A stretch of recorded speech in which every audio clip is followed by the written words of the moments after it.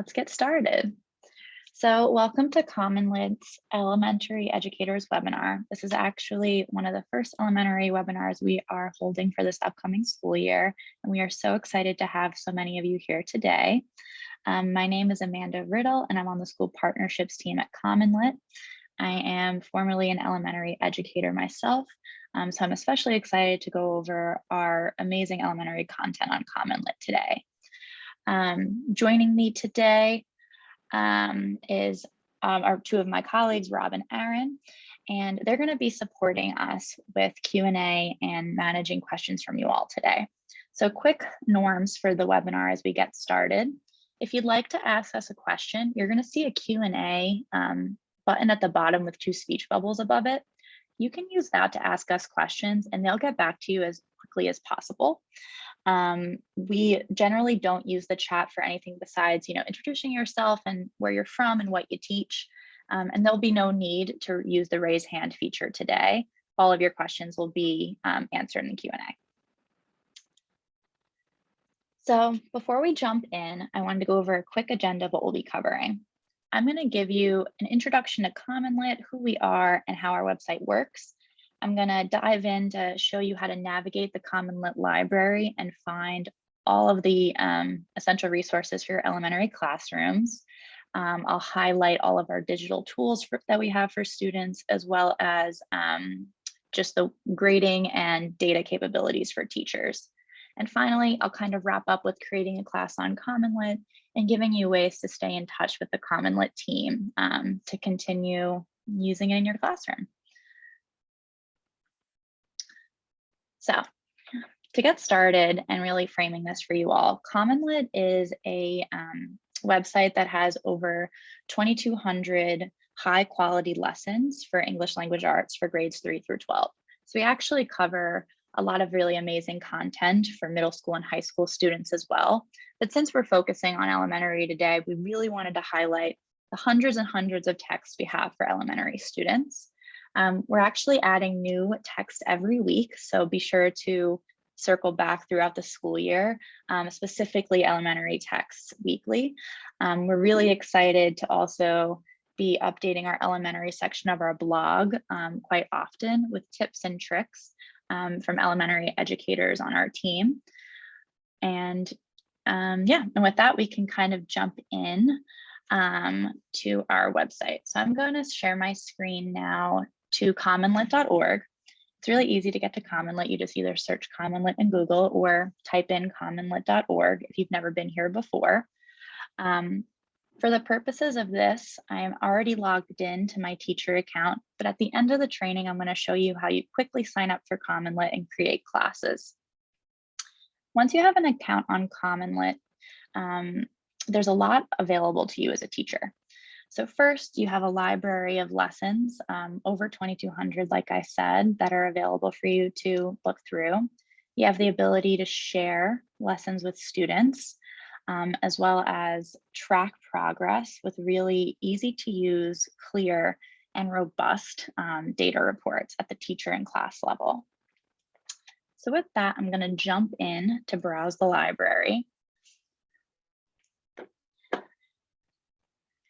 You'll see here that there are a lot of different ways for us to filter our library and a lot of different types of lessons on CommonLit. You'll notice here we have high interest texts for high school students, for middle school students. There's some exciting elementary short stories. Along with our English lessons, we also have over 600 lessons in Spanish. It's quite easy to toggle to our Spanish library by selecting languages, Spanish.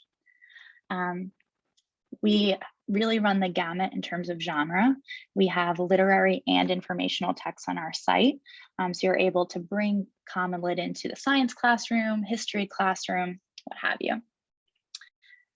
You'll notice at the top that we have a few different ways to filter through our lessons. We have themes, which are essential questions that we can ask students and really hone in on a particular lesson that might align with the unit you're already teaching, or just a question that you want students to think about. We also have book pairings, which are just CommonLit texts that we pair with common novels that are taught in schools and support you to have homework lessons, extension lessons, background information lessons to really support the novel.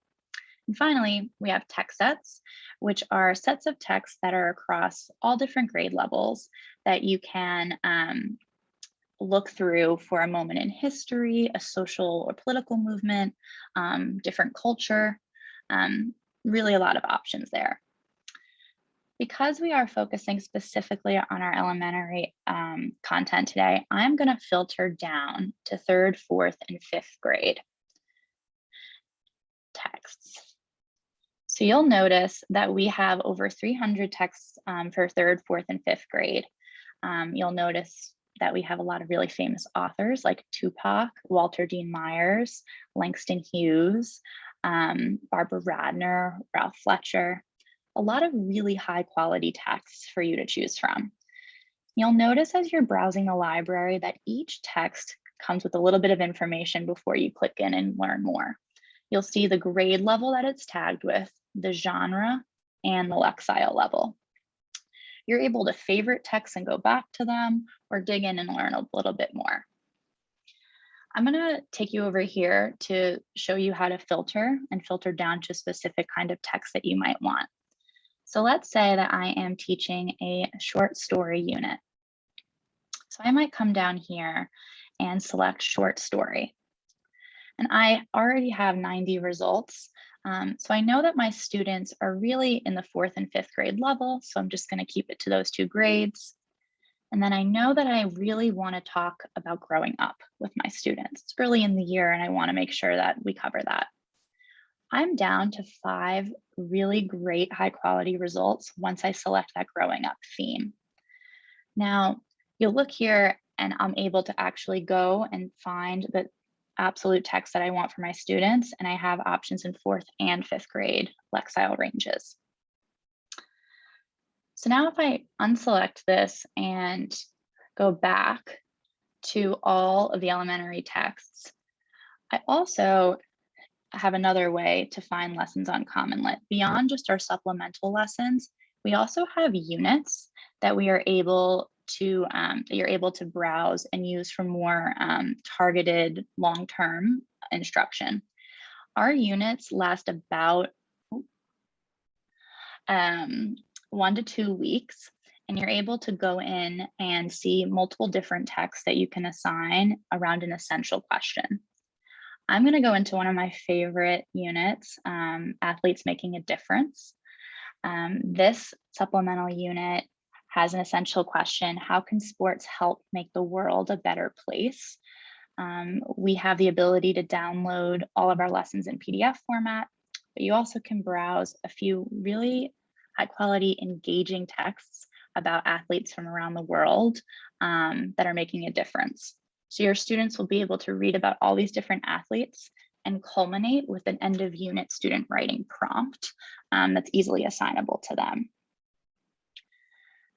Before I jump into a particular lesson, we just went over the library and how to filter it down to find a lesson you might want to use or a unit you might want to use. I'm just going to pop over to my Q&A folks, Rob and Aaron. Are there any questions in Q&A that I should go over? Yeah, there's a question that came in, and the question was, where does CommonLit get its content from? Yeah, so that's a really great question. We have partnerships with really amazing different authors and publishing houses. So Highlights, for example, is a really great partner of ours, NASA, Smithsonian's. We work with a lot of different content partners to bring the best content for your elementary students. Anything else, Rob or Aaron? Not right now. Great. Okay, so I'm going to pop in to These Pumpkins Sure Can Kick, a lesson that I really love. And it's actually from Highlights. So this is pretty standard for a CommonLit lesson, what you'll see as a teacher and what students will see as well, which I'll get to in a moment. I first want to bring your eye up to the tabs at the top. These are kind of what I call teacher resources or lesson planning materials. These kind of help you create and extend the lesson. So if I go to paired texts, what I'll see are other texts that are either thematically linked, written by the same author, or might have a similar theme or essential question, but might not be in the unit that it's in.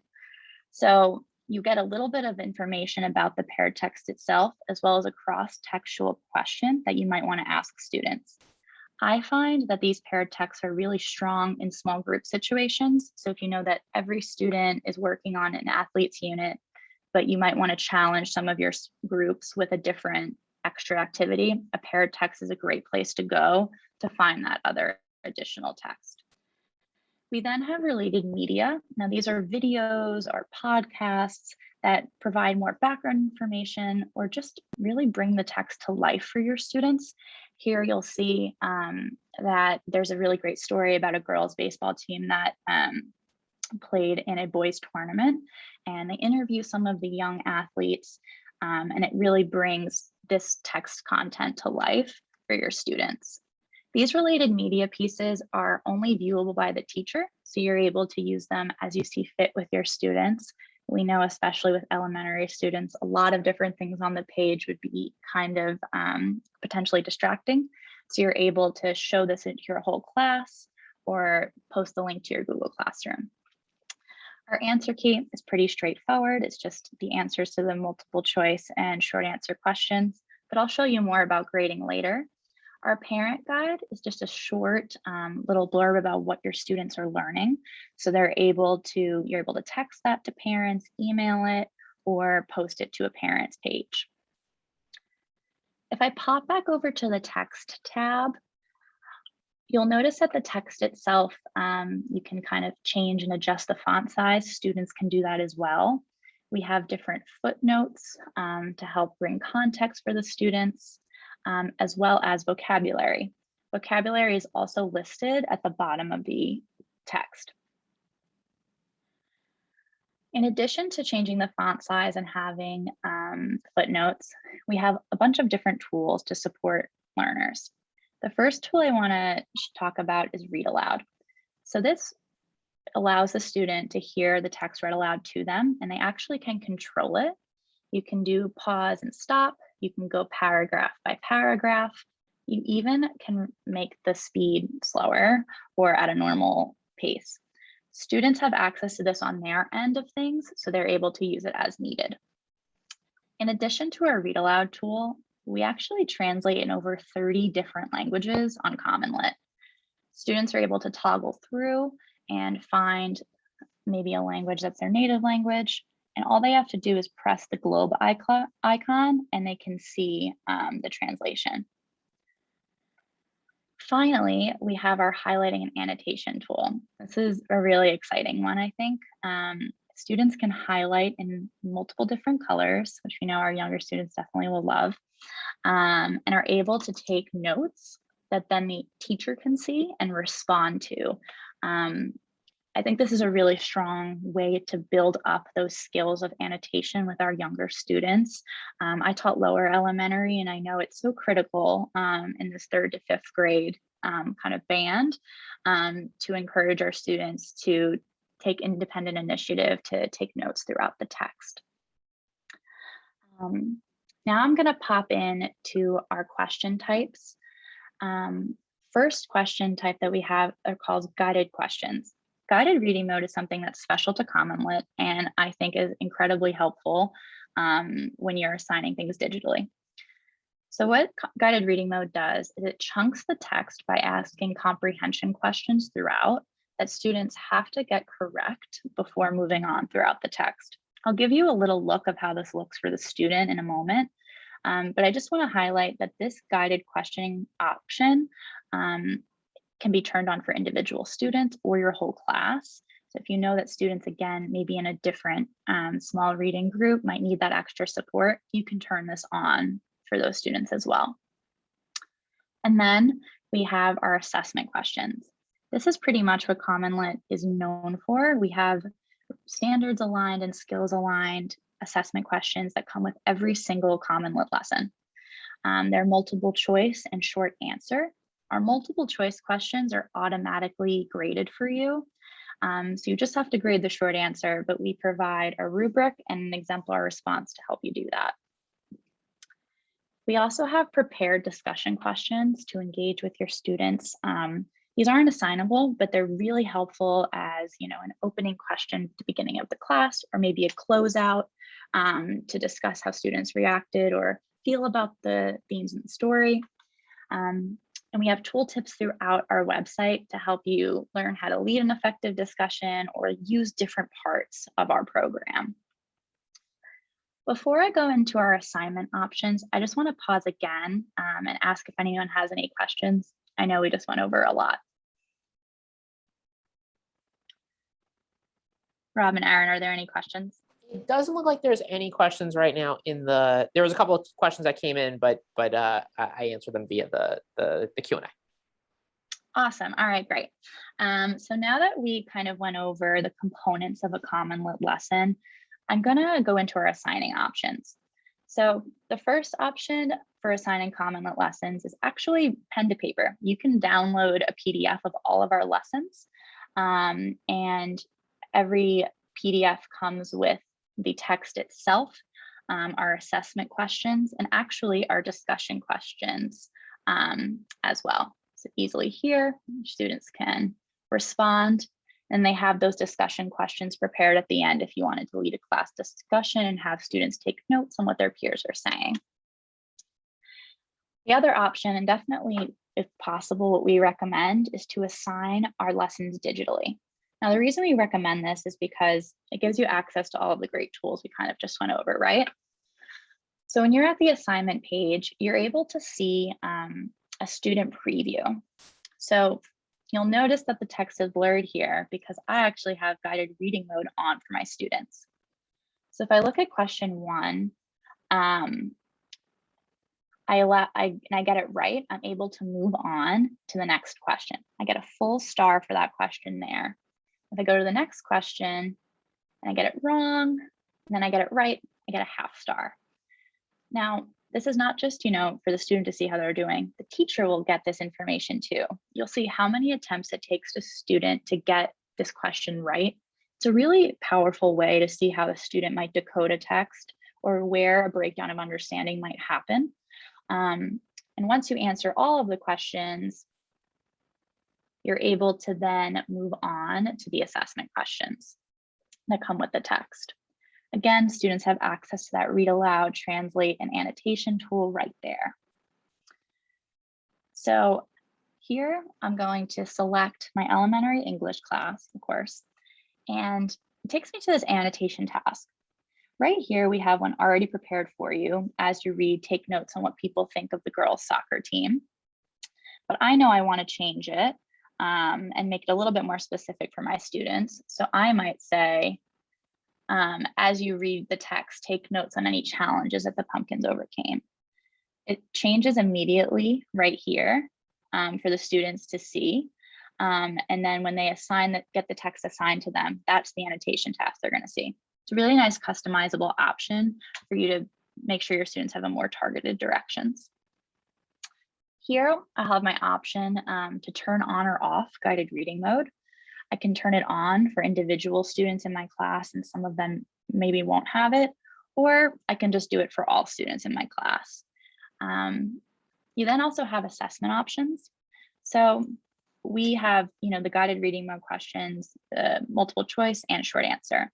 It's recommended that you assign the multiple choice and short answer questions, but again, it's really up to you and what's best for your students. So you're able to assign just multiple choice, just short answer, or none at all. When you assign none at all, the students will just get the text itself and be able to annotate it, and you're able to see those annotations, and it's just a reading assignment. But for this purpose, I'm going to assign all the assessment questions. And then you set your start date and your due date. So if I set the start date to today, students would immediately be able to see it on their end. And then if I set a due date for the 20th, students could then submit after the 20th, but anyone who does, you'll get a notification that it was past the due date. If I was to put the start date to, let's say, the 12th on Thursday, my students wouldn't be able to see this assignment until that day. Just a quick note. And then I can click assign, or let me say assign. And then you have the option to email a link to assignment, copy a link for your teacher like dashboard, your teacher page, or if you use Google Classroom, you'll be able to post that and link it to your Google Classroom, which I'll go over rostering and class creation at the end of the webinar.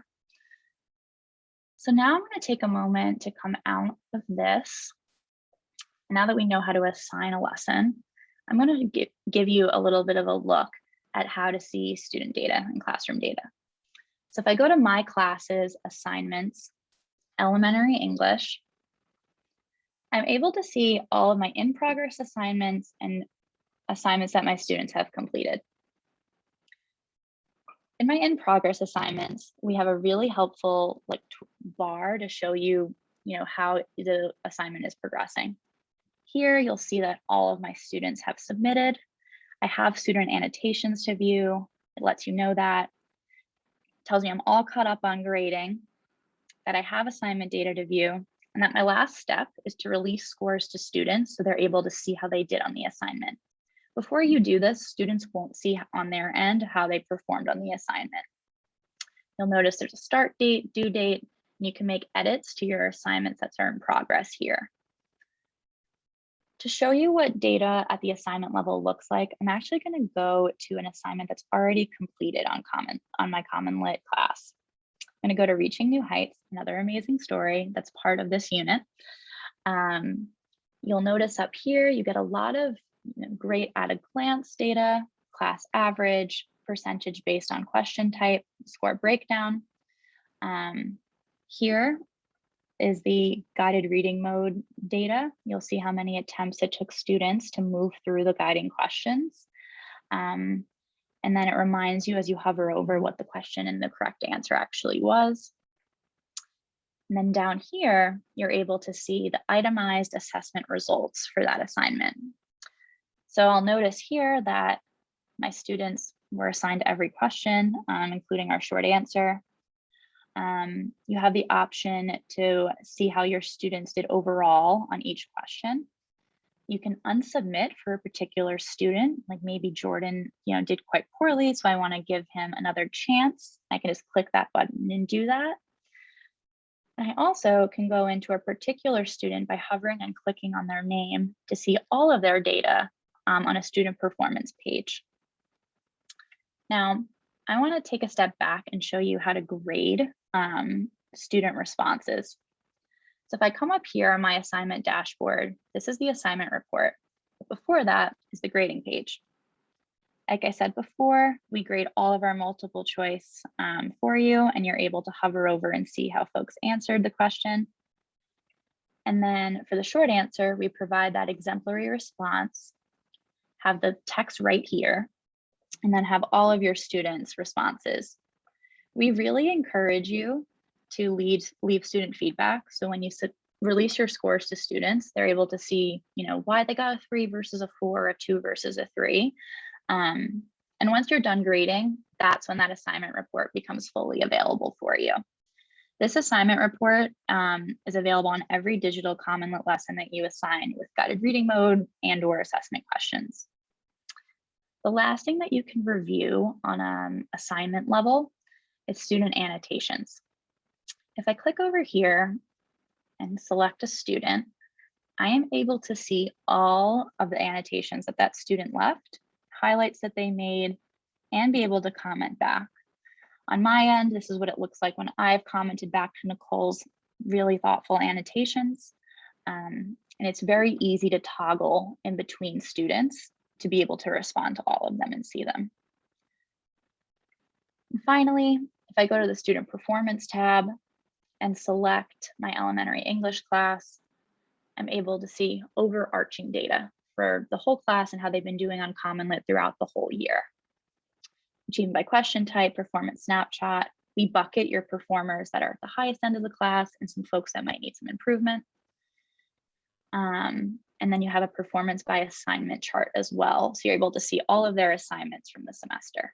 And if anyone has any incomplete or anything pending. So that kind of takes us through all of the data available to you as a teacher. I'm going to take a pause here and ask Rob and Aaron if there's any Q&A questions that I should answer live. Yeah, there's one question, Amanda. Is there a limit on the number of digital assignments you can create?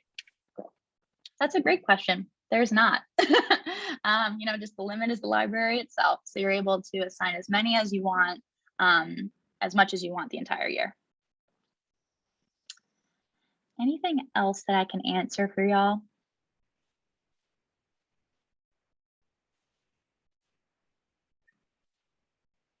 All right.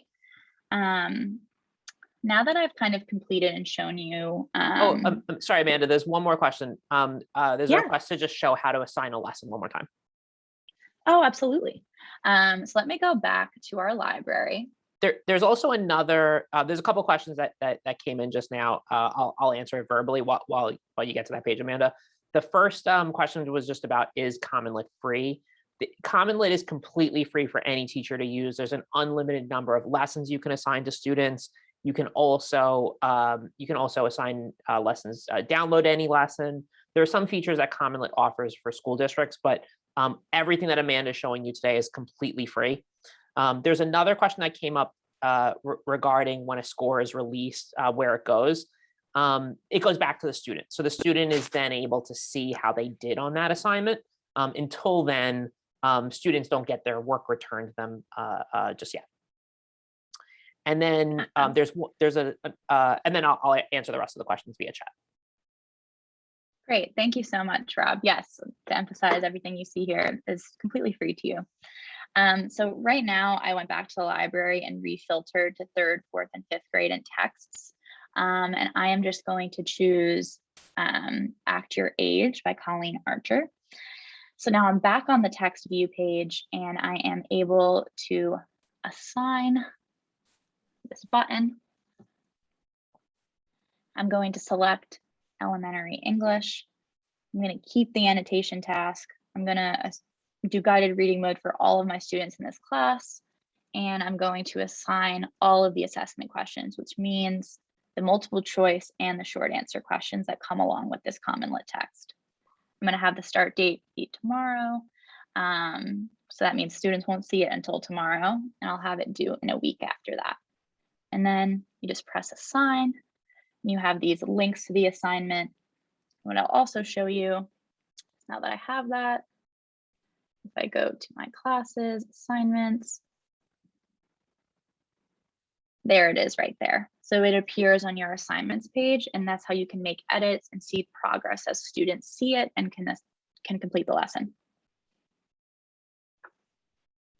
Anything else, Rob? There's a question that came in through the chat. Do students receive the lesson through the original platform, or could they access it through Google Classroom? That's a great question, and a really nice segue, I think, into class creation. So the short answer is they can access the lesson itself and be notified of it in Google Classroom, but once they click on that lesson, they'll be taken back to CommonLit. We have a great integration with Google Classroom, but it's not the only way that you can create a class. There are 3 main ways that you can create a class on CommonLit. I'm going to go to my Manage Classes page from My Classes to Manage Classes, and you can click the Create a New Class button. If I wanted to use my Google Classroom integration, which is so great because students can log in with Google Single Sign-On, they already are immediately rostered to your class, and you can share assignments, like this teacher said, to your Google Stream.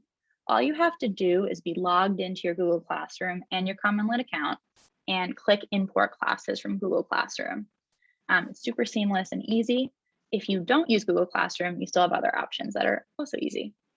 You can create a class manually with a class code.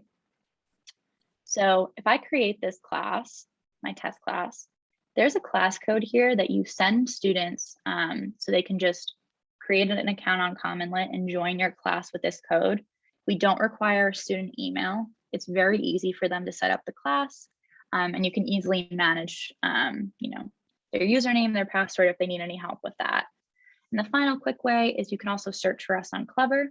You have the opportunity to find and connect with us on Clever as a teacher.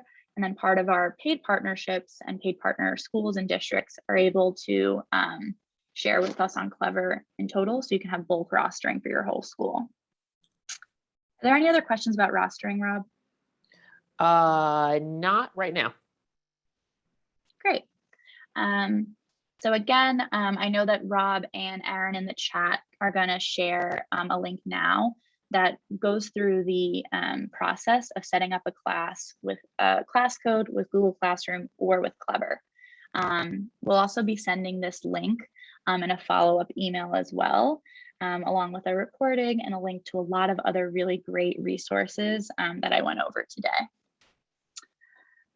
The final thing I want to go over on our website is I'm actually going to log out and just show you how quick and easy it is to sign up for CommonLit.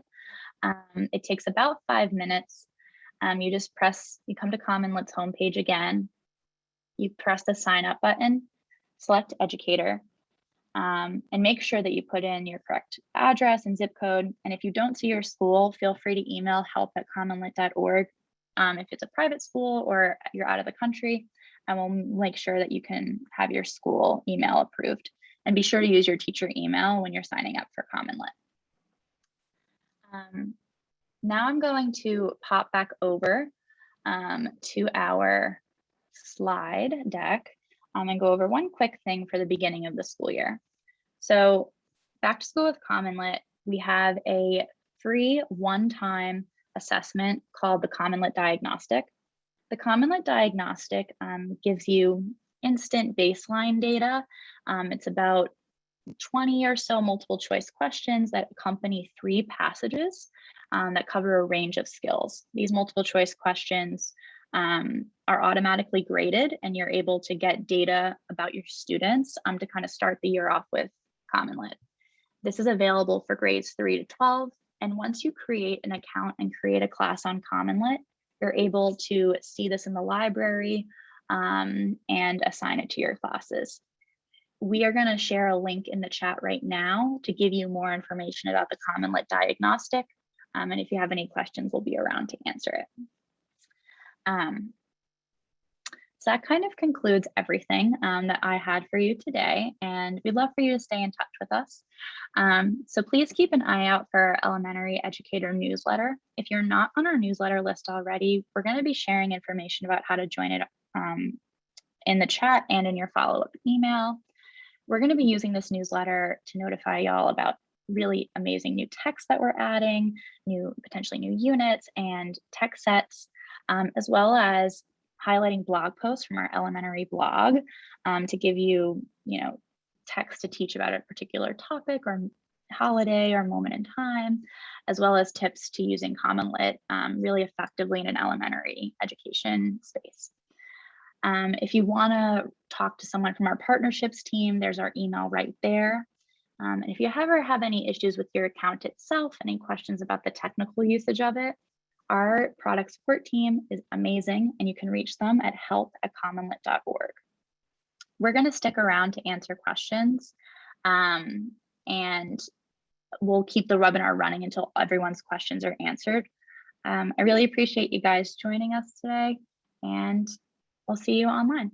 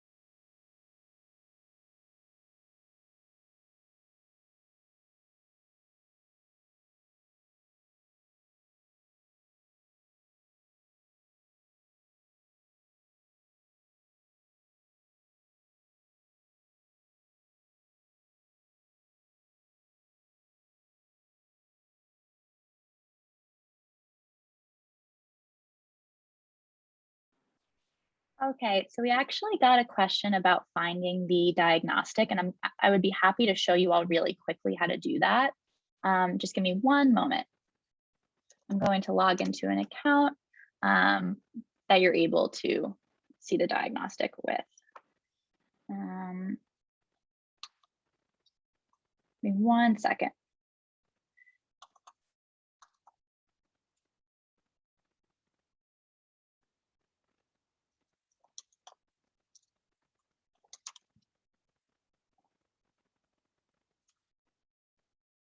So I'm back on an account now that hasn't had an assignment assigned to it yet. But just to show you, I'm going to create a test class, let's say for 3rd grade English language arts. If I create this class and go into the library, I'm able to search for the diagnostic. Oh, actually, give me one moment.